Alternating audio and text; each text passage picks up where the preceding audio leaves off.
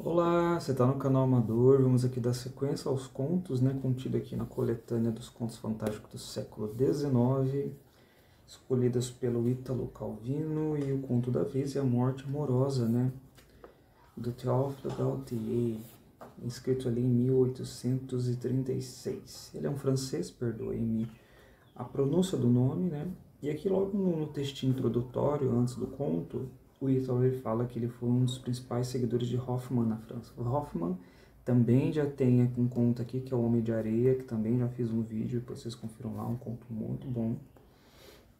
E aqui ele é colocado como um conto fantástico, e ali vai carregar muitas características do gótico, Ambientação, temática, o que tem de fantástico nesse conto e tal. E assim, você vai lendo esse conto, automaticamente me fez lembrar do quê? Hilda Furacão. Depois eu comento do porquê. Enfim, o conto é escrito em primeira pessoa, A gente tem ali como personagem principal Romuald. Ele é esse sacerdote, ele está para ser padre, E ele vai contar esse conto, vai contar essa história, na verdade, depois de muito velho, Ele vai relembrar um pouquinho do período em que ele estava prestes a virar padre. E logo ali na primeira linha do texto ele fala, ó, você me pergunta, irmão, se amei? Sim. É uma história singular e terrível, e, embora eu tenha 66 anos, mal me atrevo a remexer as cinzas dessa lembrança. Não quero lhe recusar nada, mas não faria um relato desses a uma alma menos sofrida. E aí ele vai comentando, vai começar a discorrer sobre o que foi que aconteceu de tão inédito, não digo inédito, mas assim, de tão crucial para a vida dele. É comum que a gente associe a vida dos padres, a pessoas que vivem, se prontificam a viver para a igreja, a questão do celibato. Então, aqui ele vai falar muito sobre essa dicotomia entre ser padre e, ao mesmo tempo, amar alguém, desejar alguém, e ser tentado por isso, e colocar em xeque até mesmo o próprio celibato dele. E aí ele vai se voltar para esse momento em que ele deixa de ser sacerdote e passa a virar padre. Olha só como ele mesmo se descrevia. Eu me julgava um anjo, espantava minha fisionomia fechada e preocupada dos meus colegas, pois éramos muitos. Eu tinha passado a noite em orações, sentia-me num estado que quase beirava o êxtase. O bispo, venerável ancião, me parecia Deus Pai, debruçado sobre a eternidade, e eu via o céu através das abóbadas do templo. E aqui é na noite anterior à cerimônia, E aí ele vai decorrer sobre o que aconteceu. Aí ele coloca, ó, você já conhece os detalhes dessa cerimônia, a bênção, a comunhão das duas espécies, a unção da palma das mãos com óleo dos catecúmenos e, finalmente, o santo sacrifício oferecido em conjunto com o bispo. E aí o que acontece de inédito? Ele está durante essa cerimônia e chega uma mulher. E assim, ele olha para essa mulher e já acha essa mulher a mais bela mulher que ele já viu no mundo. E é amor à primeira vista. Levantei por acaso a cabeça, que até então mantinha inclinada, e vi na minha frente, tão perto que eu poderia tocá-la, embora na realidade ela estivesse a uma grande distância e do outro lado da balaustrada, uma moça de uma beleza rara e vestida com a magnificência dos reis. Mais embaixo ele continua. A criatura encantadora se destacava contra aquele fundo de sombra como uma revelação angélica. Parecia iluminada por si mesma, para criar a luz, mais do que para recebê-la. Então aí ele vai discorrer sobre o quê? A atenção que ele teve dividida nesse momento. Ora ele prestava atenção na cerimônia, ora prestava atenção na mulher. E toda vez que ele olhava para essa mulher, ela parecia falar com ele através do olhar, Ele falava que ele não conseguiria segurar a tentação de olhar para ela. Ele coloca, ó, seus olhos eram um poema cujos cantos correspondiam a cada olhar. Dizia-me, se queres ser meu, te farei mais feliz que o próprio Deus no seu paraíso. Os anjos te invejarão. Rasga essa fúnebre mortalha com que vais te envolver. Sou a beleza, sou a juventude, sou a vida. Vem a mim, seremos o amor. Que o Jeová poderia oferecer-te como compensação? nossa existência transcorrerá como um sonho e será nada mais do que um beijo eterno. E assim ele imaginava essas falas na cabeça dela. Aí ele vai discorrendo sobre isso e vai continuando a ser tentado, né?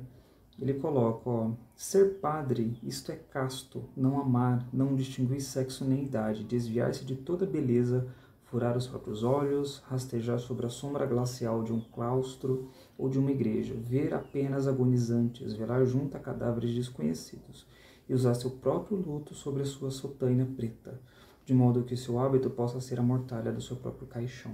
E aí ele começou a discorrer sobre isso. Mas isso não foi impedimento para que ele vivesse e aceitasse a unção de ser padre. Tanto que depois que ele faz isso, ele parece que ele olha para a mulher, parece que a mulher, sabe, ela se desfigura, ela fica totalmente desgostosa com a situação. E aí, depois que eles saem, depois, né, passa a cerimônia, eles vão embora, e ele está lá na porta junto a outro amigo dele. Ele recebe desse outro amigo dele um bilhetinho dizendo chamado Palácio Concini Clarimondo. Era o endereço dessa mulher. E ele ficou cada vez mais tentado. E aí o que acontece? O tempo passa, né? Ele recebe a visita de um outro sacerdote avisando que ele ia cuidar de uma outra paróquia, porque o padre anterior havia falecido, então ele tornou-se responsável, seria o responsável por essa paróquia no lugar desse padre. E aí ele vai. Ele esquece todo, não é que esquece, mas ele abafa toda essa história de Clarimonde, né, desse amor que ele cultivou por ela, e vai para essa paróquia. Chegando lá, passa-se os dias, ele começa de novo a matutar sobre essa mulher, desde quando num fatídico dia, durante a noite, alguém bate a porta da paróquia, ali, da igreja, solicitando a presença do padre, que seria urgente. E ele reconhece que a pessoa que tá pedindo a ajuda dele, que ele vai sem hesitar, vai direto a esse palácio, né, que é o Palácio Concini, onde Clarimonde se encontra. E aí, vou parar de contar um pouco a história, que aí entra a questão do fantástico. A gente já vê aqui, na construção da história, conceitos mais góticos, né? A questão de igreja versus demônio, tentação versus bênção, os locais, né?